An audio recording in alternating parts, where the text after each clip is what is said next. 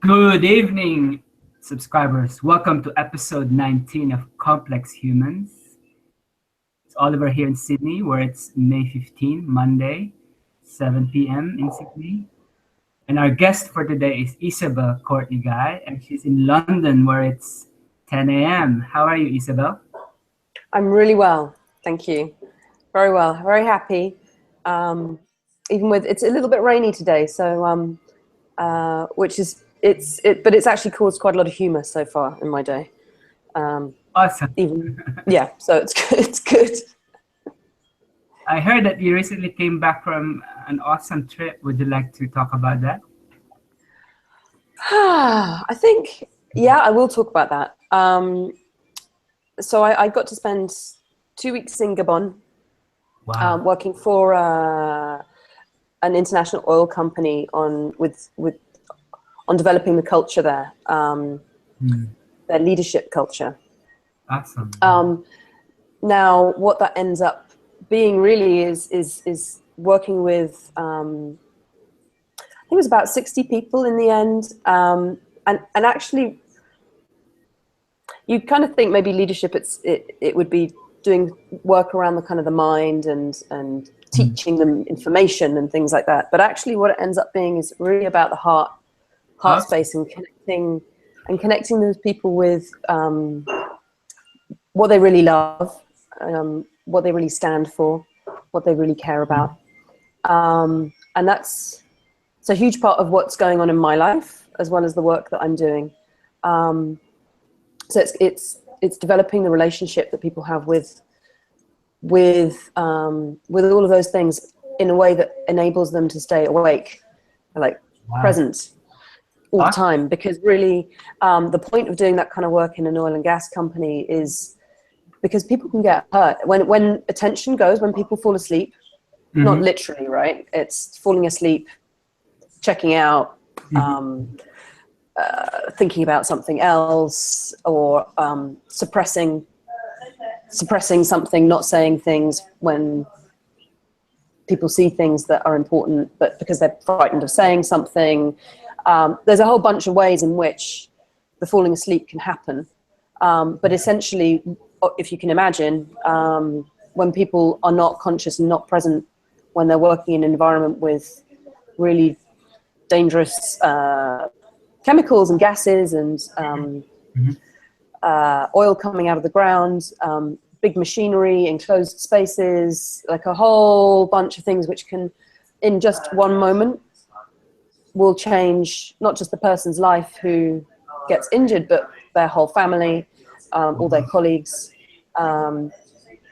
So that's kind of the context for the work that I do over there, is really very deep kind of human being care and concern for human life, and the impact that has. So really actually it's great because it's really easy in some ways to have a conversation about leadership that comes from the heart and the soul and what people really care about, when you can talk to them about, well, hang on, the impact of, if you don't wake that up and you don't stay present to it, the impact is that your life could change, and all those people that you care about all around you, it will also change forever. And so it's a lot easier than often other leadership courses where it's all a little bit theoretical and, it's like, well, it's really, hear people die. Right, exactly. It's a bit like, well, we all drive cars. Well, no, we don't all drive cars, but you learn how to drive a car, you're very aware and awake to what might go wrong at any moment. And then over the years, you get really used to driving a car. It seems really normal. And we forget about the impact that if you stop being conscious for a moment, or if your partner turns to you and says, hey, honey, if you're not wearing a seatbelt, or you're driving a little fast, or the way that we react to that, and we don't let that stuff in. We get very closed up and fall asleep and don't let other people interact with us and connect with us. But we totally forget why that's important. So it's a kind of a very it sounds like a very narrow lens, but actually it's one which means that as as someone who's working with people to develop that aspect of leadership, it's so beautiful because it touches people very quickly. And particularly in Gabon, where it's a culture where people are so connected to family. You know, you have one person working and you have like a huge family behind them that they're supporting, that are counting on them, not just financially, but for in terms of pride and leadership and what they represent, and actually the kind of culture that they bring from working in that sort of level of environment. So there's a whole way in which they get so connected to what they really care about very quickly in Gabon. And so it was a real joy to do that work there.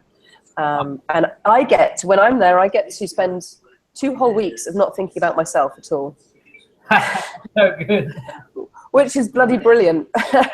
So I get up in the morning, I do my Tai Chi, my Qigong exercises, I have some breakfast. I just have to focus on eating well, doing my exercises, and then just putting myself out there with the people that I'm working with to look at what will make a difference for them. And then I come home, I do my exercises, I eat my dinner, and I go to sleep. And it's like that every day for 2 weeks. It's amazing.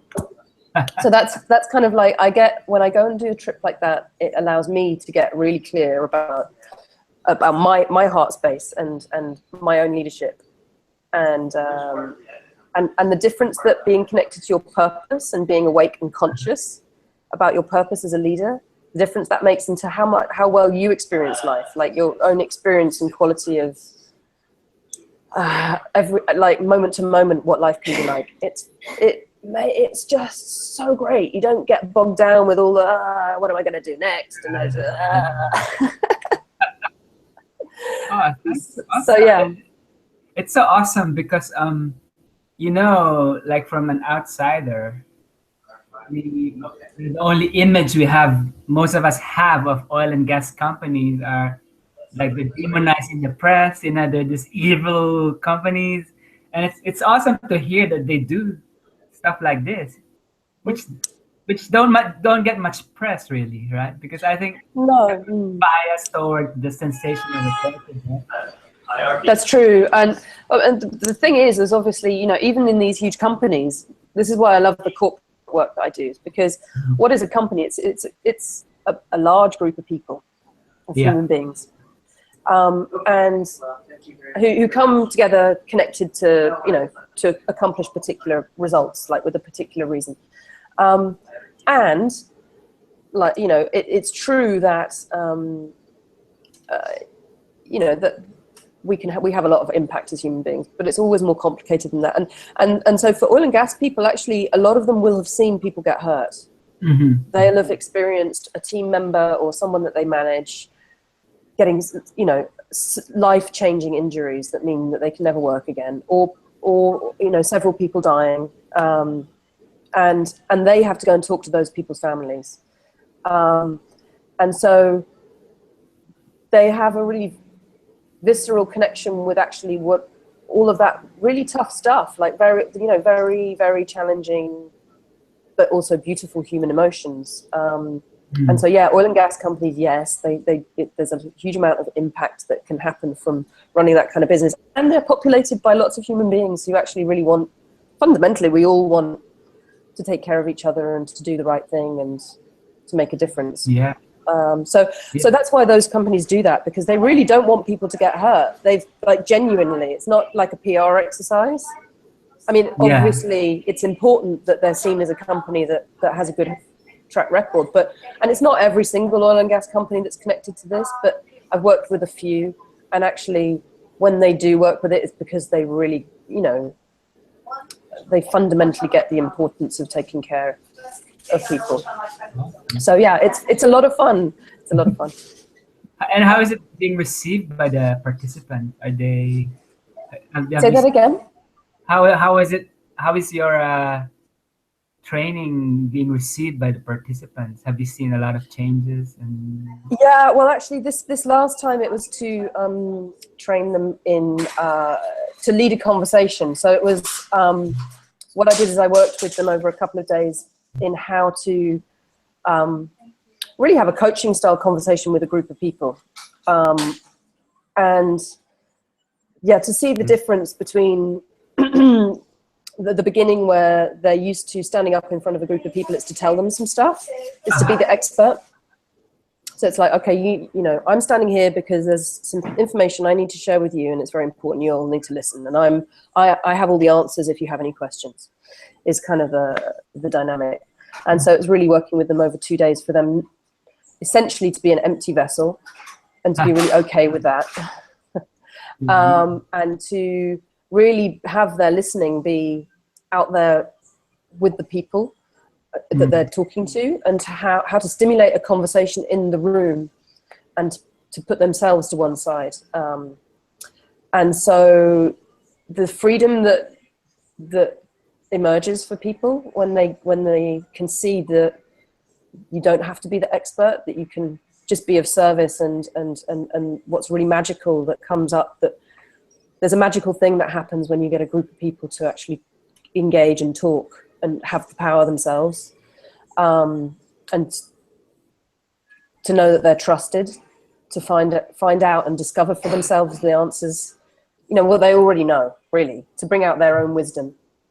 So yeah, and so that journey that happened pretty quickly, and then they got to all actually they had a whole day on called Safety Day where they led 4 hours of leading a conversation where they're not the expert, they're just getting a group of people to talk. 4 hours, and they were doing it 2 by 2, and they were all really worried about, like, oh, what's everyone going to talk about for 4 hours? Oh, you know, it's going to be really boring. No one's going to want to sit in the room for that long. And the feedback was, you know, people went in going, what is this? 4 hours of talking, and they went out going, that wasn't enough. 4 hours wasn't enough. Yeah. So if people are listening, then, you know, they want to say stuff, right? Yeah, exactly. So so it's been met really, really, really well, and you know, it's kind of had a big impact in my life. I think that just that last trip as well, it cracked me open. I mean, I've been doing the work there it's my 4th trip, and when I got on the plane to leave, I was completely in tears. I was really, really moved and sad to be leaving. I don't know if I'll get to go back for another trip, because there's been some changes in the organization. And I've, you know, I suppose about 40 days of work of time that I've spent with those people over the last 12 months has been really precious. And so I kind of came away from the trip with a real kind of feeling of being totally cracked open and very connected from my heart space. And then what emerged. So I came home to London and had this real kind of, I felt like my whole system was calling out for more of that, like more of that feeling of connection and play, because there's a huge playful quality, right? That's another reason why Gabon rocks. Gabonese people, they're playful, they're joyful, they're like, really spiritual. Oh my God. Seriously, if you want, everyone out there, go to Gabon, see the nature. There are elephants. There's huge amounts of jungle. People are beautiful. It's an amazing country. Anyway, that's my little kind of advertising for the gorgeousness of Gabon. but the point, yeah. And so since I got back in the last week, there's been what's incredible that showed up in my life is there's an amazing man who suddenly arrived in my life and who was very unexpected. It was unexpected for both of us, but so I'm now getting married in September. Congratulations! Thank you. And what that is there's just this extraordinary energetic heart, mind. There's a connection on all levels. So it's in the 3D, which is in the practical. It's like there's a whole bunch of stuff that we want to build and create, and but also there's the 4D. There's all the energetics that are at work that we can feel each other, and so there is that, And so the reason I'm talking about this is because it's totally what's going on in my universe right now, and I'm really clear. It's totally woo. And I'm clear that it's been a journey to get here. So there's all the work that I've done on myself over the years to prepare, but also coming back from Gabon, coming out in this just very open, cracked open, receiving, plugged in state meant that when he was sitting in front of me in a tea shop and we sat down to talk, there was nothing in the way.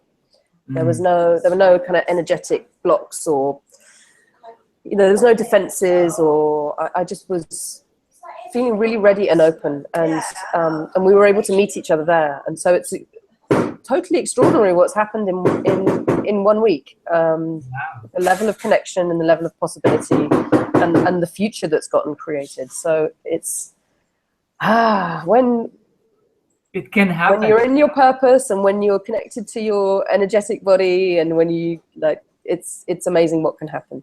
Yeah. So good. Amazing. Wow. Yeah. What else can I say? I can't say anything more. It's like I just feel it. It's amazing. Thank you. That was amazing. Is there anything more you'd like to say? I think it wasn't. I think that's what we could call it. That's peaked. Yeah, I feel that. Thank you, Isabelle. That was amazing, and all the best. And hope to see you guys next time I'm in London. Right? Absolutely. You'll be welcome in our home. Yeah, amazing.